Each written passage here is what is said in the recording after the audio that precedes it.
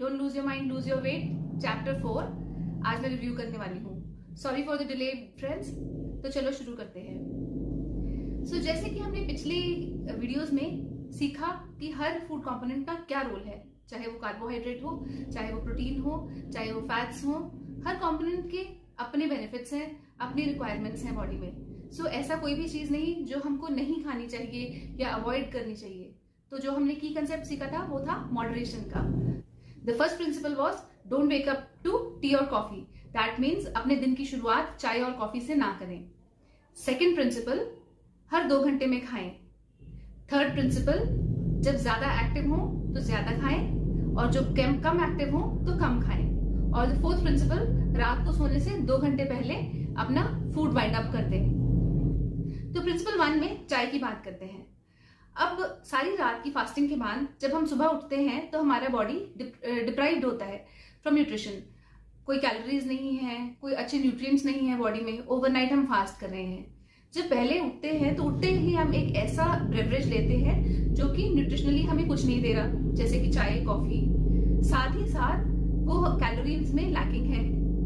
Third, वो हमारे system को जोल्ट करके उठाता है, जो कि is not a right thing. चाय एंड कॉफी ऐसे स्टिमुलेंट्स हैं जो हमारी बॉडी को धक्का मार के कहते हैं कि चलो let's start working. So it is not a right thing to do. अगर सुबह हम अपनी शुरू करते हैं विद न्यूट्रिशनली डिप्राइव्ड फूड, तो आगे आगे चलते जैसे जैसे दिन में हम और एक्टिव होते हैं तो हम वो जो कैलोरी डेफिसिट हमने सुबह ही क्रिएट कर लिया उसको शाम तक हम पूरा नहीं कर पाते। As a result towards evening वही जंक ईटिंग।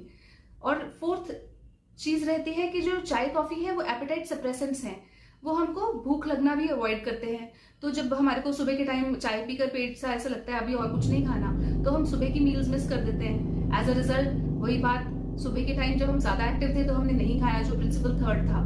हमने सुबह के टाइम ज्यादा नहीं खाया और शाम की तरफ जब बॉडी एंड सिस्टम सारा वाइंड डाउन करने लगा तब हमने सडनली उसको खाना देना शुरू कर दिया। क्योंकि अल्टीमेटली बॉडी की अपनी कैलोरी नीड्स तो बनी रहेंगी ना, चाहे हम उनको सुबह लें चाहे शाम लें।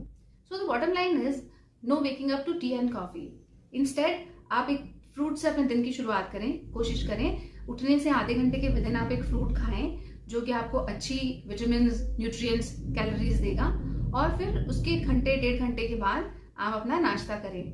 नाश्ता आप पोहा, उपमा, पराठा जो आप खाना चाहते हैं आप खा सकते हैं और उसको आराम से टिक कर खाएं ताकि आप उसको थोड़ी क्वांटिटी में ही खा सकें।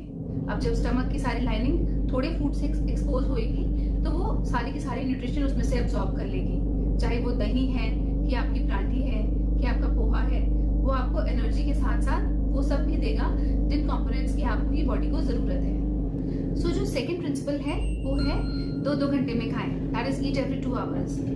इसके लिए जैसे मैंने आपको बताया दिन की शुरुआत आप फ्रूट से करें, उसके घंटे 1.5 बाद आप अपना नाश्ता लें। जो बाकी का दिन बचा उसके जो घंटे हैं उसको आप 2-2 घंटे के स्लॉट्स में डिवाइड कर दें। उसमें 3 मेजर मील्स लें और बाकी के छोटे स्नैक्स।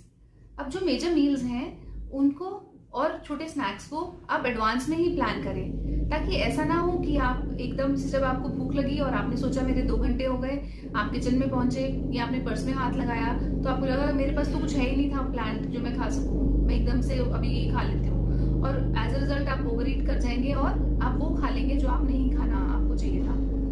सो फिर से वही बात आती है कि मॉडरेशन में खाएं, थोड़ा खाएं एक बार में, उसको आराम से खाएं, तसल्ली से खाएं और उसकी सारी न्यूट्रिशन एब्जॉर्ब होने दें। जैसे आप सुबह के टाइम अपनी फ्रीक्वेंट मील्स खाते रहेंगे एंड टुवर्ड्स इवनिंग आप ऑटोमेटिकली ही लाइट मील्स पे आ जाएंगे। आपका ज्यादा खाने का मन ही नहीं करेगा।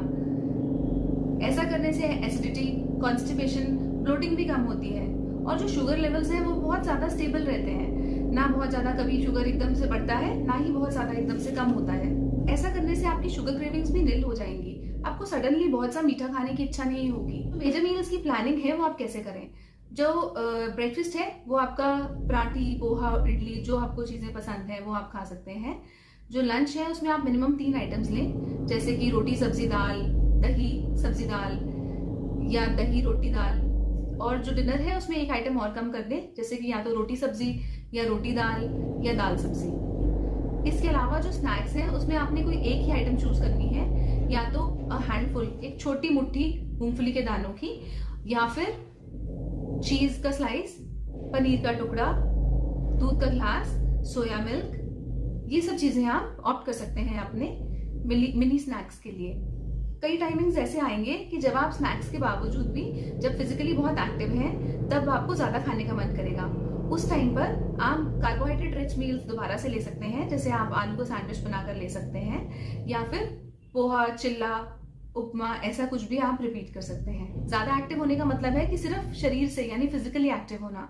जब हम मेंटली भी अपना कोई वर्क बहुत अग्रेसिवली कर रहे हैं तब वो भी हाईली एक्टिव टाइम आएगा। जैसे मेरी सिटिंग जॉब है, मैं एक डॉक्टर हूँ, तो मुझे ज्यादा टाइम ओपीडी में बैठना होता है, पर जैसे मैं पेशेंट्स देख के हटती हूँ 2-3 बजे तक, जब मेरा माइंड एग्जॉस्ट हो जाता है, तब वो टाइम होता है जब मैं समझूंगी कि मैं बहुत ज्यादा एक्टिव रही हूँ, और तब मुझे कुछ हैवियर चाहिए होता है मील में, सो दैट कि मेरी जो कैलोरी रिक्वायरमेंट ज्यादा है तो मेरे को उसको ज्यादा देकर ही पूरा करना है।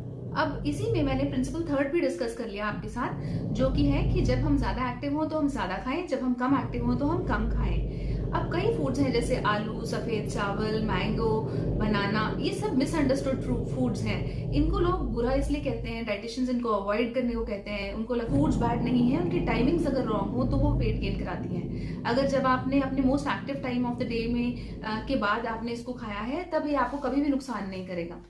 प्रिंसिपल 3 में ही अगर हम बात करें तो पोस्ट वर्कआउट मील का कॉन्सेप्ट आएगा। पोस्ट वर्कआउट का मतलब है जब हम कोई फिजिकल एक्सरसाइज बहुत एग्रेसिवली करके हटे हैं, जैसे जिम जाके आए हैं, योगा करके हटे हैं, या हम कोई वॉक या एरोबिक एक्सरसाइज करके हटे हैं, तो उसके बाद हमारी बॉडी कैटाबॉलिक स्टेट में होती है। उसकी डिमांड्स पूरी करने के लिए 4 स्टेप्स हैं। नंबर 1, हाइड्रेट योरसेल्फ, यानी कि पानी पिए मिनिमम 2 गिलास, और उसके बाद आप रिच सोर्स ऑफ कार्बोहाइड्रेट खाएं, जैसे कि बॉइल्ड आलू या केला। उसके बाद आप एक प्रोटीन सोर्स लें, जैसे कि एग्स या वे प्रोटीन। उसके बाद आप अपनी न्यूट्रिएंट्स को पूरा करें, जैसे कि मल्टीविटामिन या बी कॉम्प्लेक्स विटामिन। तो ऐसा करने से आपकी बॉडी जो है वो रिपेयर होगी और आपकी एक्सरसाइज ज्यादा बेनिफिशियल होगी। अब इसके साथ ही हम पहुंचते हैं 4th प्रिंसिपल पर। द 4th प्रिंसिपल इज कि रात को सोने से विद इन 2 आवर्स आपने कुछ नहीं खाना। इसके लिए आपको जरूरी होगा कि अपना दिन की सही शुरुआत करें, सारे दिन में प्रॉपरली टाइम टू टाइम खाएं, और जैसे जैसे शाम होती जाएगी आपको ऑटोमेटिकली एपेटाइट कम होता जाएगा। आपकी जो लास्ट मील है उसको आप कोशिश करें 6:30-7 तक फिनिश कर लें, और उसके बाद फिर भी भूख लगे तो सोने से पहले आप 1 कप दूध का ले सकते हैं, और मन करे तो 1 कटोरी दाल की भी ले सकते हैं। ऐसा करने से जब आप सोएंगे तो आपका स्टमक लाइट होगा, आपका फूड इजीली डाइजेस्ट हो सकेगा, और आपको कोई ब्लोटिंग या कॉन्स्टिपेशन नेक्स्ट मॉर्निंग नहीं होगी। इसी के साथ मैं फिनिश करती हूँ 4 प्रिंसिपल्स और बुक का 4th चैप्टर। जैसे आपने जाना कि हमें कोई डाइटिशियन नहीं चाहिए जो हमें बताए कि सुबह चिल्ला खाना है, एक दिन गोभी का पराठा खाना है, रात को पनीर 30 ग्राम्स खाना है, सॉटे मशरूम करना है, ऐसा कोई आपको बता नहीं सकता। आपको अपनी बॉडी की, अपनी फिजिकल एक्टिविटी की सुननी है और उसके अकॉर्डिंग अपनी मील्स प्लान करनी है। I hope you found it useful. Be healthy, be fit. अगर आपने ये वीडियो एंजॉय किया तो नीचे कमेंट सेक्शन में लिखकर जरूर बताएं, और मेरे चैनल को लाइक एंड सब्सक्राइब जरूर करें। See you friends in the next video.